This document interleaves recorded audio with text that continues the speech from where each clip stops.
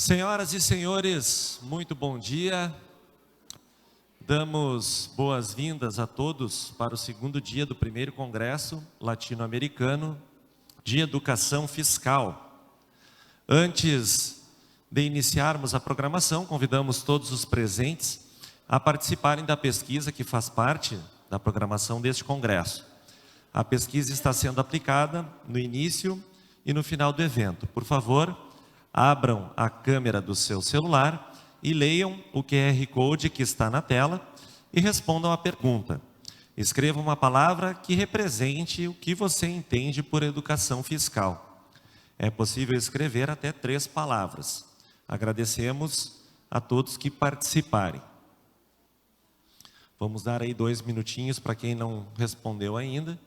Quem porventura não conseguir conectar através do QR Code, dependendo do lugar, pode vir até aqui à frente para capturar a imagem e responder então à pesquisa.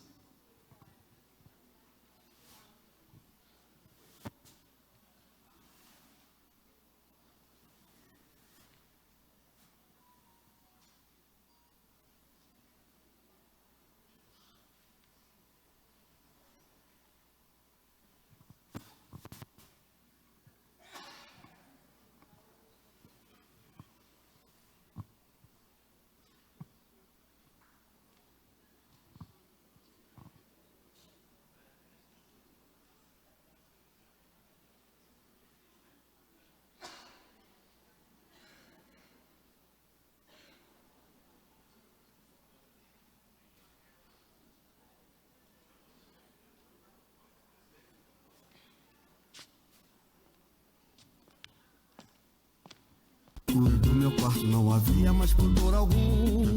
Eu desenhei as curvas do teu corpo em pensamentos pra guardar você.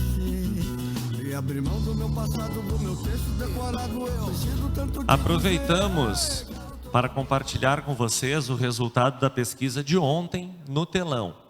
Foram recebidas 510 respostas de 215 pessoas, formando esta nuvem de palavras, onde as palavras que aparecem mais ao centro da nuvem são as palavras que foram, portanto, digitadas com maior frequência. Então aí temos o resultado.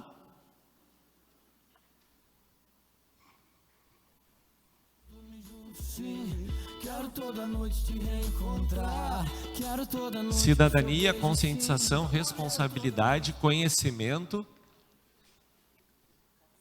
educação, justiça social, participação, organização, economia, orçamento, justiça, igualdade. Mas realmente ali cidadania, responsabilidade, conhecimento e conscientização. Provavelmente aí as campeãs.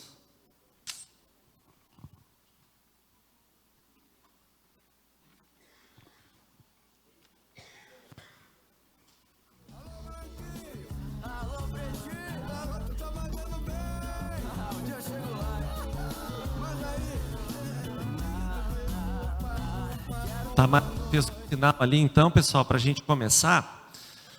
Primeira palestra então da manhã. Livi Gerbasi é formada em Relações Internacionais na Universidade Federal do Rio Grande do Sul e é mestre em Economia Política Internacional, Cidade Federal do Rio de Janeiro. Desde 2019 foi assessora política do Instituto de Estudos Socioeconômicos, INESC, e recentemente ingressou no Center for International Corporate Tax Accountability and Research. Senhora Livi, seja bem-vinda para palestrar sobre o orçamento público como garantia dos direitos fundamentais.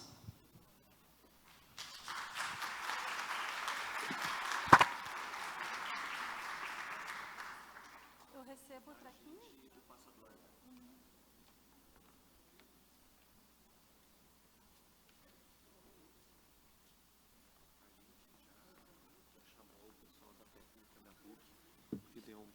essas elipses aqui, mas eles vêm ligar em seguidinho. Tá bom. Então, se tu preferir daqui ou dali...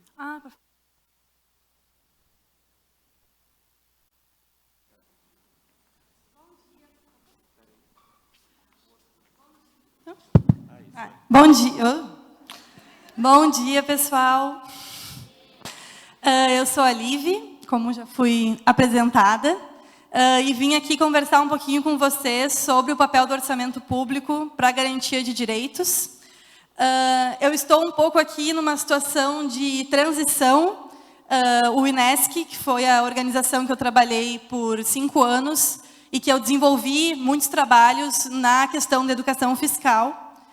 Eu vou trazer um pouco o trabalho deles, o trabalho que a gente desenvolveu aqui.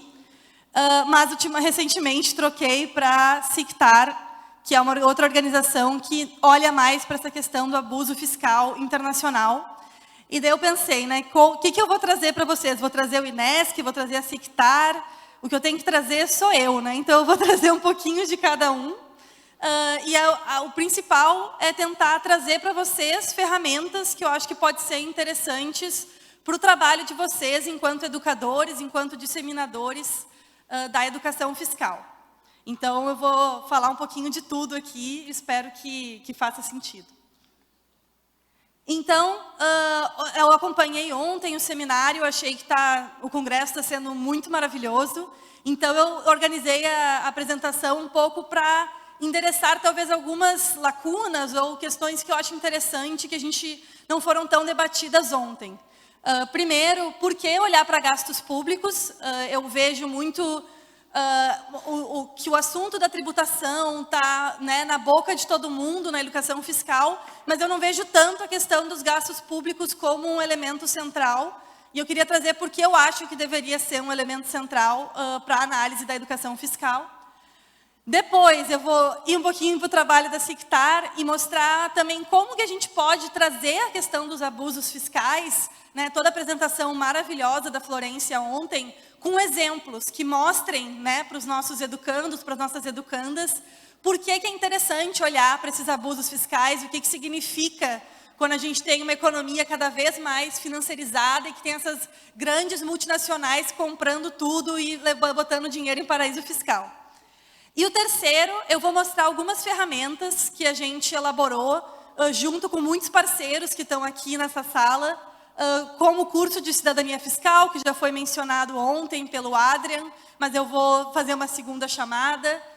Também um mini curso que elaboramos, de uma série de vídeos do YouTube sobre o debate fiscal. E, por fim, algumas imagens que vocês podem usar já amanhã nos cursos, nas formações de vocês em educação fiscal. Bom, primeiro, por que olhar para gastos públicos, né? Por que eu acho que a gente talvez tenha que trazer um pouco mais isso na narrativa da educação fiscal? Não sei vocês têm muito mais experiência que eu com educação fiscal, mas quando eu normalmente levo isso, seja para a sala de aula, né, seja em diversos momentos, me perguntam assim, mas por que a gente está pagando? Ou a gente paga os impostos e eu não vejo na ponta isso se transformando em políticas públicas, né? Sempre vem esse questionamento de, né, a gente está pagando imposto demais e a gente não vê resultado. Por que a gente não vê resultado? Por uma série de fatores. Claro, tem coisas que a gente vê resultado, tem coisas que a gente não vê. Então, fazer essa relação entre a tributação e o gasto é fundamental para justificar, né, por que a gente está tributando. E essa relação entre os tributos e gastos, ela não é simplesmente, né, como o João falou ontem, não é essa relação que nem o orçamento familiar e o orçamento público, no sentido de eu vou pegar meu caderninho, fazer... Ai, tá meio forte essa luz. Fazer simplesmente, né, uma conta simples ali de o que eu tenho de dinheiro, então eu vou gastar. Essa relação entre tributos e gastos para o orçamento público brasileiro, ela está colocada numa série de regras fiscais que delimitam essa relação, né? Que colocam como que os tributos vão virar gastos. E entender essas regras é fundamental para começar a responder essa pergunta. Como que se faz essa relação entre tributos e gastos? Aqui eu trouxe algumas questões, por exemplo, a LRF, a Lei de Responsabilidade Fiscal, que coloca a meta de resultado primário, né? Todo ano o governo coloca, olha, teremos um déficit de tanto ou um superávit de tanto, que é essa relação entre receitas e despesas. E essa meta de resultado primário, ela influencia totalmente os gastos, os recursos que chegam para a elaboração das políticas públicas. Então, a gente precisa entender essa relação pela LRF. O teto de gastos, né, que a gente acabou com ele esse ano, mas tivemos 7 anos dele, houve uma ausência de qualquer relação entre tributos e gastos. Isso é, o governo podia estar lá arrecadando loucamente. Ele, né, teve momentos que isso aconteceu com grandes processos de privatização e desestatização, e isso não tinha nenhuma influência nos gastos, porque os gastos só aumentavam com a inflação do ano passado, né, estancadas a partir de 2016, e foi assim por 7 anos. Então, faz sentido a gente aumentar a arrecadação se isso não vai ter implicação no aumento de gastos? E isso foi o teto. E isso muda totalmente a relação entre tributos e gastos da LRF, por exemplo, porque dá um teto de despesas. E agora a gente tem esse novo arcabouço fiscal, que muda de novo a regra do jogo. Agora se houve um aumento de arrecadação no passado, um ano antes da elaboração da LOA, da Lei Orçamentária Anual, eu libero um espaço para gasto, em cima do aumento da arrecadação, com um limite claro de 2,5% em termos reais. Então, o novo arcabouço fiscal trouxe um novo jogo de regras da relação entre tributos e gastos.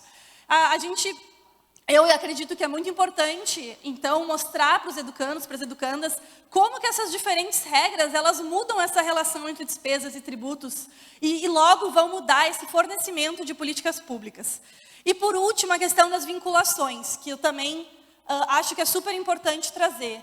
Elas estão um pouco fora de moda, né? Acho que vocês ouviram falar, cada vez mais se tenta se desvincular, se acha que o orçamento público é muito restrito, né? Que ele deixa muito amarrado a receita a receita e o gasto. Por outro lado, a gente hoje em dia só tem serviços públicos universais, né?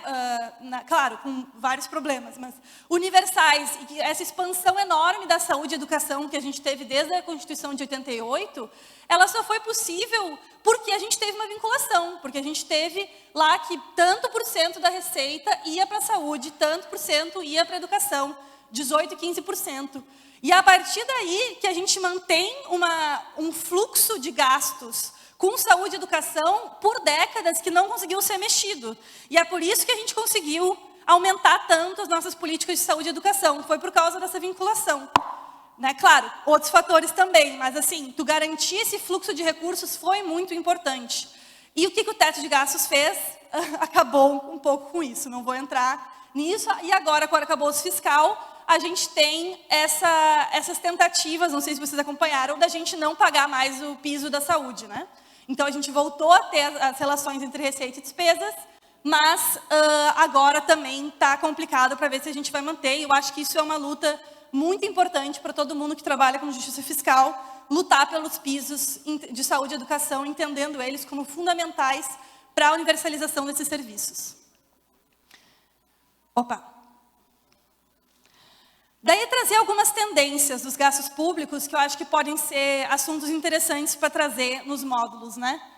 A gente teve 7 anos de teto de gastos, né? De 2016 até agora 2023. E o que ele fez, né? Ele achatou as despesas públicas e no momento que a gente tem aumento de população, aumento das necessidades da população, aumento do PIB, esse achatamento na verdade leva a cortes.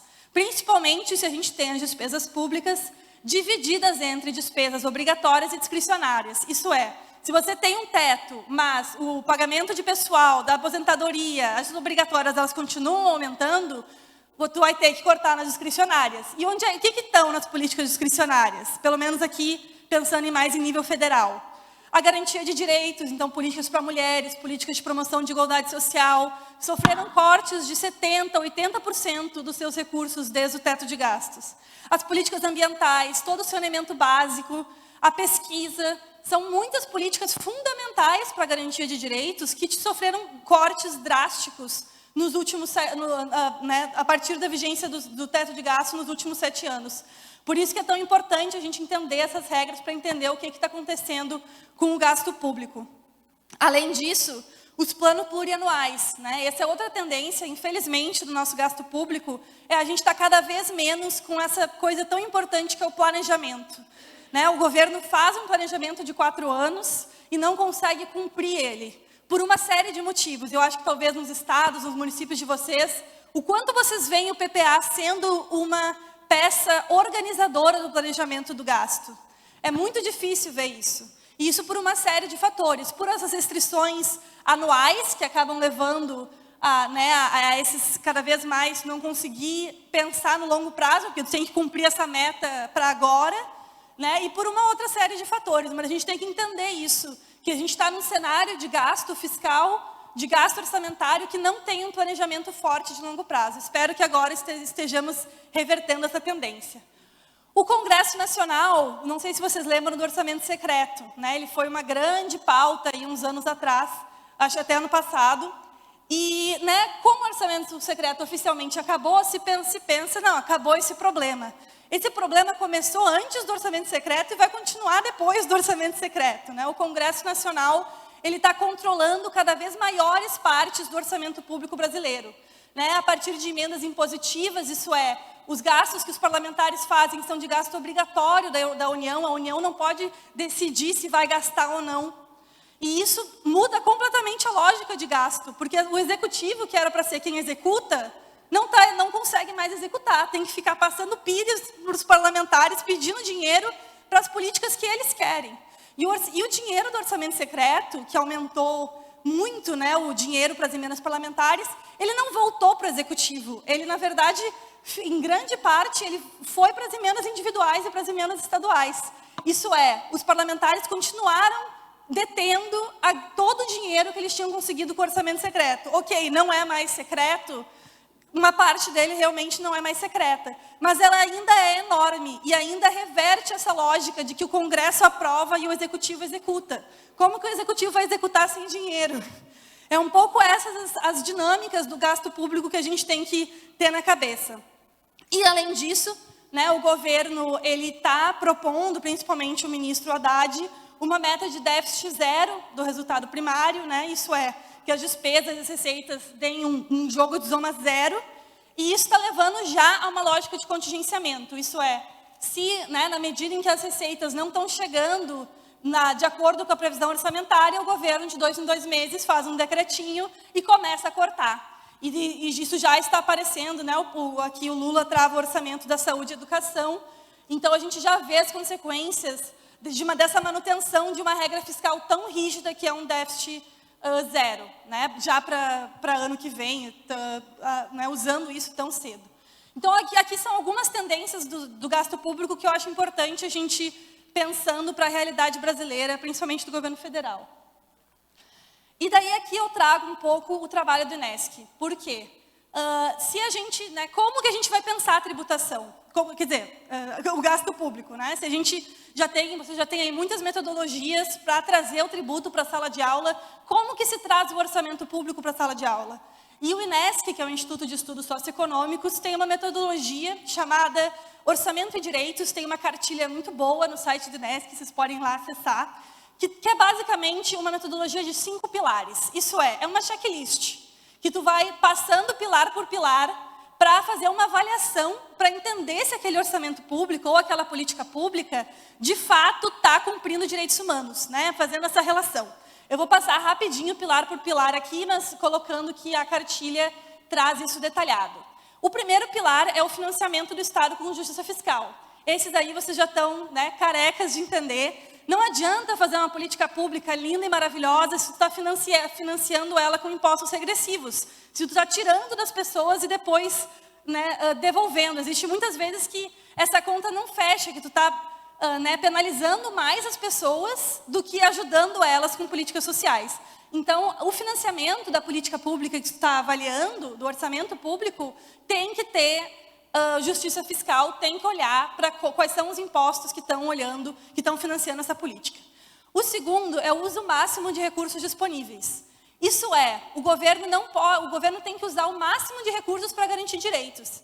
Isso não é o INESC que está falando, isso é as convenções de direitos humanos assinadas pelo Brasil né, lá nas primeiras convenções da ONU, e que são mantidas até hoje, e que colocam que sim, a gente tem que usar o máximo de recursos para garantir direitos. Essa é a prioridade. Então, lutar contra os abusos fiscais é uma questão que aumenta o espaço fiscal e aumenta a quantidade de recursos disponíveis. Revisar os incentivos fiscais, que são enormes, também ajuda a aumentar a quantidade de recursos disponíveis. Não fazer regras fiscais que limitem atuar em momentos de emergência. Isso também é uma forma de garantir que o máximo vai ser usado para a garantia de direitos. O terceiro pilar é a realização progressiva dos direitos humanos. Isso é, os direitos humanos, eles não podem retroceder. Eles têm que estar sempre avançando para que todo mundo tenha acesso àquele direito de forma ampla. Esse é o final da garantia de direito. Até lá, nós precisamos só avançar.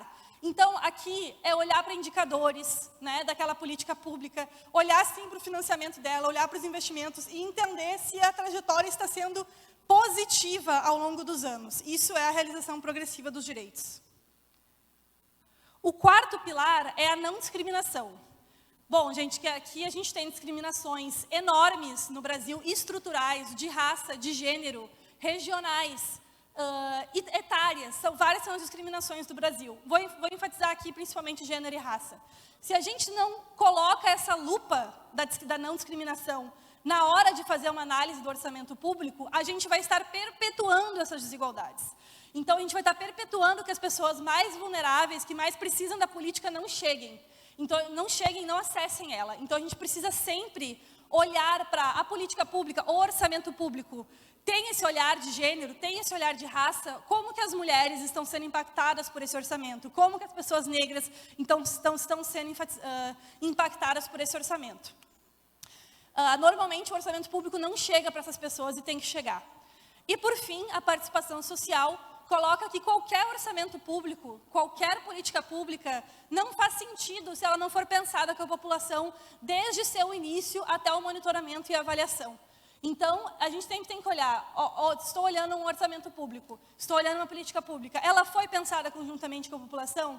Teve audiências públicas, teve orçamento participativo, teve momentos de conversa com a população? Isso é fundamental para garantir a legitimidade da política pública. Então, esses são os 5 pilares do INESC. Eu acredito que são uma ferramenta muito legal para a gente começar a analisar o orçamento público na perspectiva de direitos. E aqui eu dou um pulo muito grande, saio um pouco de gastos públicos e vou para a questão dos abusos fiscais. Né? Esse aqui é um trabalho da SICTAR, que é a organização que eu trabalho agora. E o que a SICTAR faz? Ela investiga abusos fiscais de multinacionais, principalmente para ajudar a luta de sindicatos e movimentos sociais que estejam na luta contra grandes empresas.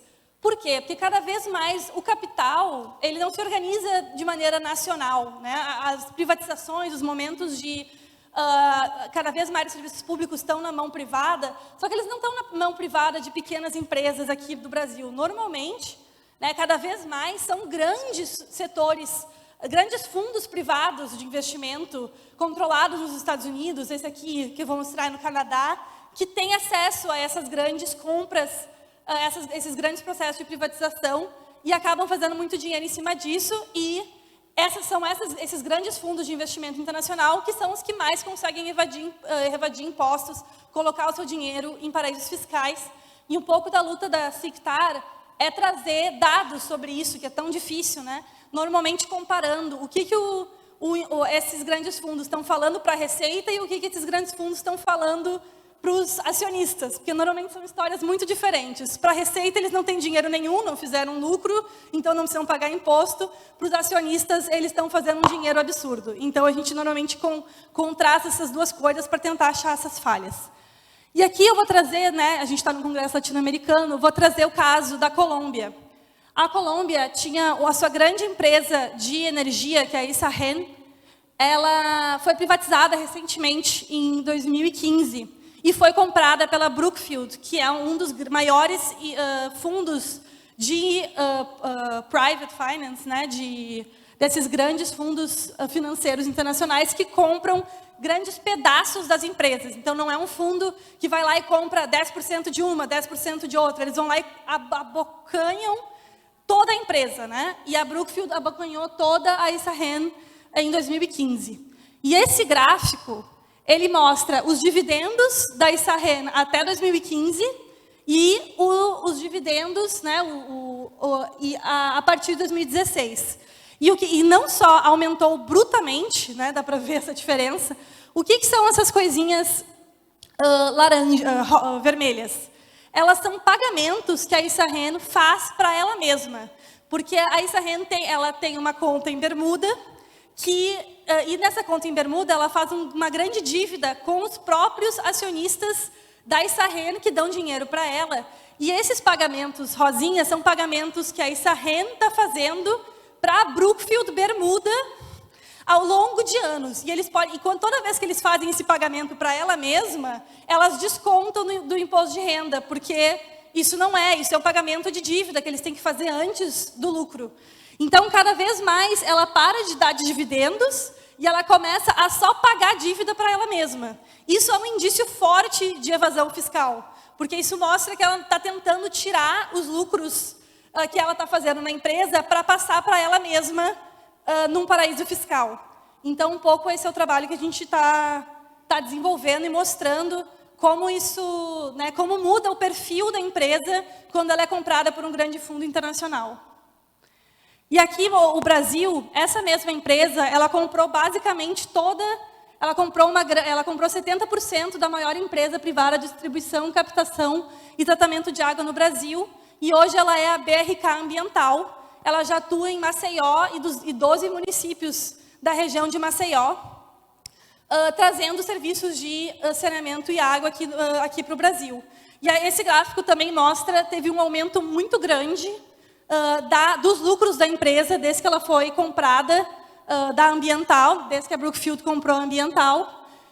E também teve um aumento muito grande da dívida da Brookfield com ela mesma, no mesmo esquema que ela faz na Colômbia. Só que ela não faz, a gente não tem tanta certeza quanto a gente tem. Eu ainda cheguei agora na Sictar, a gente vai investigar isso aqui com calma. Mas a ideia é entender, será que essa dívida, que foi de 6,6 milhões em 2017 para 1,96 bilhões em 2022, será que essa dívida é tudo uma dívida em cima de novos investimentos, ou eles estão fazendo o mesmo esquema que eles fazem de levar essa dívida para eles mesmos, né?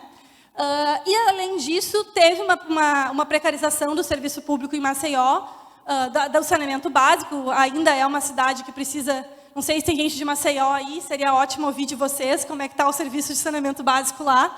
Mas um pouco do que a gente já pesquisou são 2,3 milhões que a BRK foi multada agora em 2023, devido a várias falhas para entrega de serviços para a população.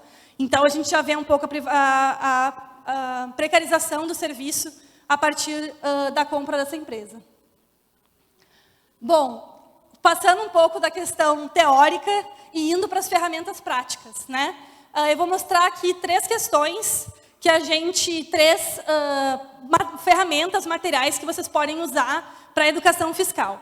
O primeiro é o curso de cidadania fiscal, que eu sei que tem alunos aqui, fiquei muito feliz. Ai, que bom.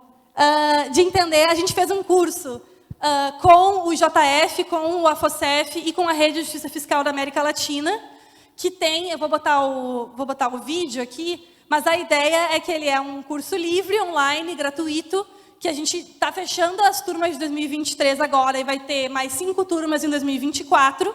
Então, vocês podem se inscrever para a turma do ano que vem. E a ideia é que ele é repartido em 4 módulos, e o INESC fez o módulo de gastos públicos. Então, todas essas questões que eu estava trazendo sobre gastos está lá. Também tem aula sobre abuso fiscal, então a outra questão também está lá. E, bom, toca aí a vinheta, que é a nossa propaganda do curso. Wagner? Olá, colega. Preste atenção nessa novidade. O AFOCEF, junto com entidades da sociedade civil, preparou para você uma formação completa em cidadania fiscal. Todo cidadão tem o direito de saber onde que o Estado brasileiro aplica os impostos que a gente paga. Que tal aprimorar seus conhecimentos e ser um agente da mudança para que nós possamos prestar um melhor serviço público a toda a sociedade? O curso é 100% online e gratuito, ministrado por especialistas de todo o Brasil, em temas como orçamento público, sistema tributário, política fiscal e muito mais. Quando estamos mais preparados, nossa capacidade de atuar em defesa dos nossos direitos é ampliada. Inscreva-se, acesse o site afocef.org.br.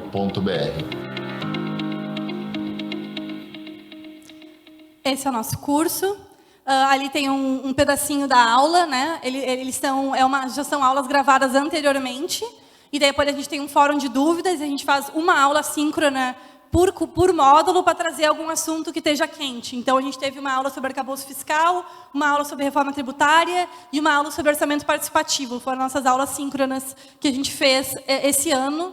Ano que vem aulas novas e ainda não está com o período de inscrições aberto, mas tenho certeza que aí a Tânia, que é uma das nossas grandes promotoras, vai dar um jeito de espalhar para vocês quando sair as inscrições para a nova turma. Olá, colega. Preste atenção nessa novidade.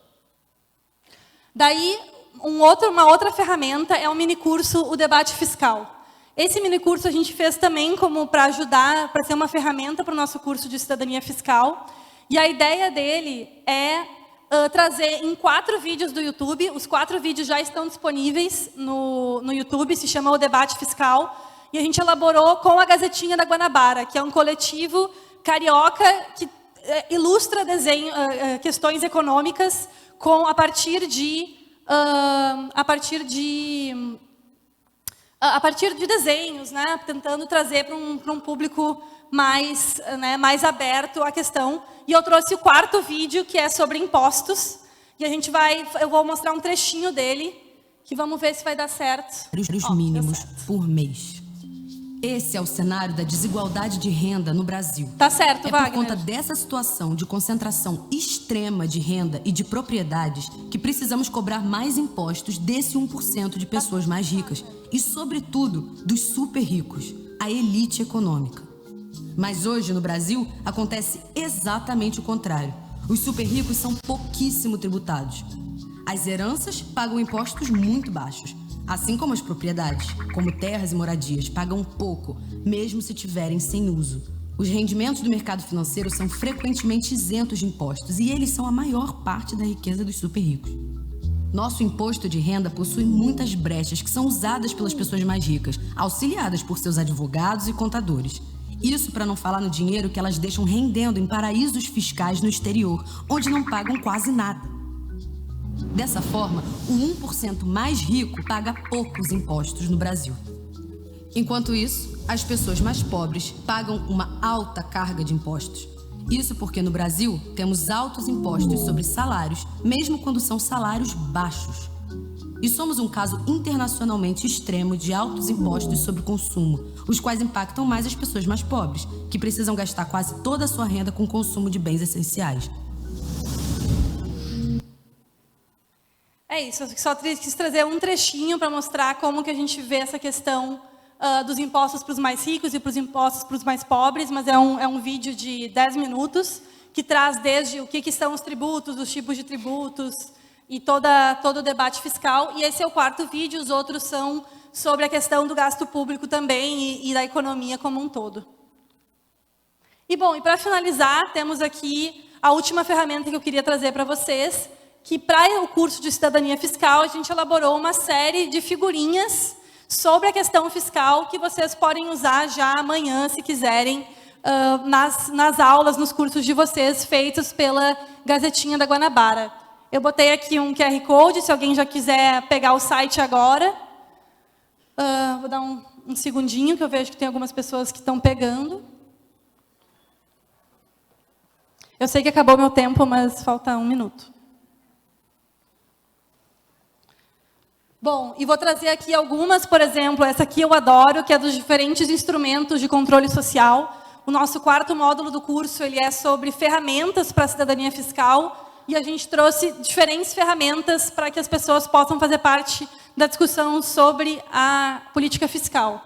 Então, por exemplo, né, o voto, a lei de acesso à informação, os portais de transparência orçamentária, a ouvidoria, a audiência pública, ali está com esse orçamento participativo, os conselhos municipais e a pressão popular. Tudo isso são formas fundamentais de exercer a cidadania fiscal. Os tipos de tributo, por exemplo, é uma figurinha muito legal, que mostra a diferença entre taxa, contribuição e imposto, e como que cada uma diverge em quem paga e para quem vai o dinheiro. E a última, como os direitos constitucionais são traduzidos em políticas públicas. Então, até um assunto que a gente estava conversando antes, a importância de entender, às vezes, dar um passo para trás, explicar o que é a Constituição, por que ela é tão importante e como é que ela garante nossos direitos. Então, a Constituição coloca que ninguém vai ser discriminado. Como é que isso, na prática, é implementado? O Legislativo vai fazer leis, o Judiciário vai dizer, olha, se essa lei existe, você vai ser penalizado, e o Executivo vai fazer políticas públicas para lutar contra essas discriminações. Essas são só algumas das nossas tirinhas, tem várias ali no QR Code que eu mandei, e que ajudam, eu acho, a traduzir esses conceitos tão difíceis para um público maior. E, por fim, não vou entrar aqui nessa seara, mas eu só queria mostrar que está tudo conectado, né? A desigualdade tão grande no Brasil e na América Latina, ela vai levar a um processo onde cada vez mais 1%, 0,1%, vai capturar a política fiscal, vai impor a sua própria agenda de austeridade, de cortes, de desregulação dos serviços, da regressividade dos impostos, porque ela não vai querer pagar impostos, então ela vai jogar a carga para os mais pobres. Isso vai levar a serviços públicos mais fracos, a processo de privatização. Essa privatização, como eu falei, ela não é mais de empresas nacionais, ela é cada vez mais de grandes fundos financeiros.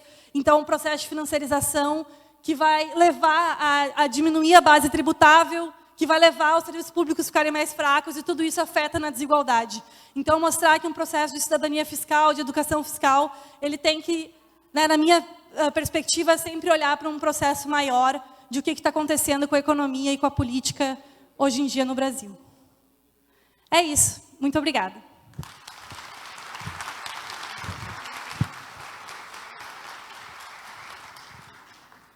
Tem tempo para perguntas? Não? Só vou fazer um comentário que ontem eu lancei um desafio para a Florência, né?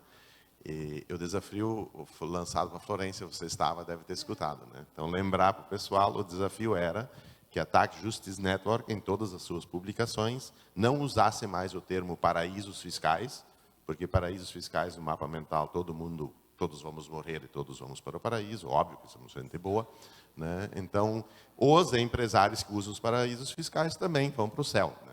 Então, o desafio foi que, né, a Tax Justice Network substitua, né, e não use mais os paraísos fiscais, e lanço o mesmo desafio para você, tá?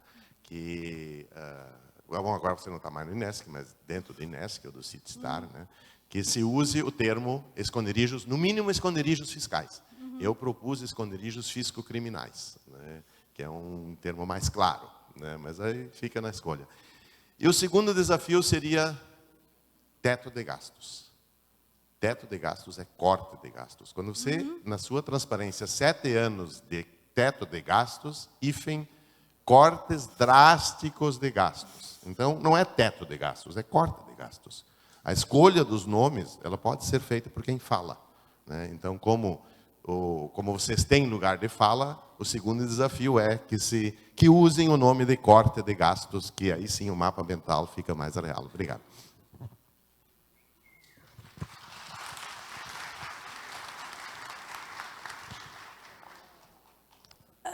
Não sei se tem mais alguma pergunta. Não tem pergunta? Tá, então, bom, só queria agradecer. Eu concordo, eu acho que eu tentei trazer na minha apresentação que realmente o teto de gastos não é um teto, né? Ele foi um corte drástico, principalmente para políticas bem importantes para a garantia de direitos. E acho que, bom, graças a Deus ele se foi, então a gente não precisa tanto discutir o nome dele, mas arcabouço fiscal é complicado também, né? Não falamos muito sobre isso, mas tem gente tentando chamar de calabouço fiscal.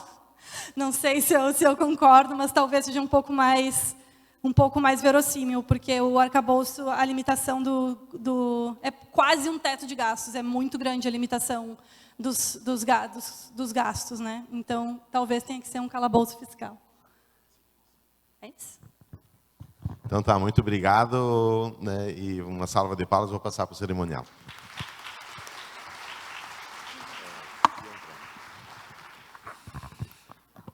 Muito obrigado, Live. Convidamos a senhora Tânia Coelho para entregar uma lembrança do evento pela sua participação e palestra.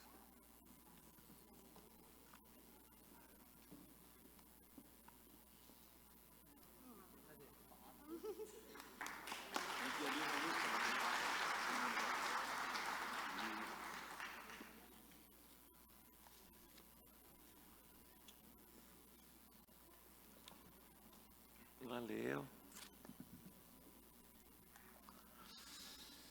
A gente vai fazer aquela ideia.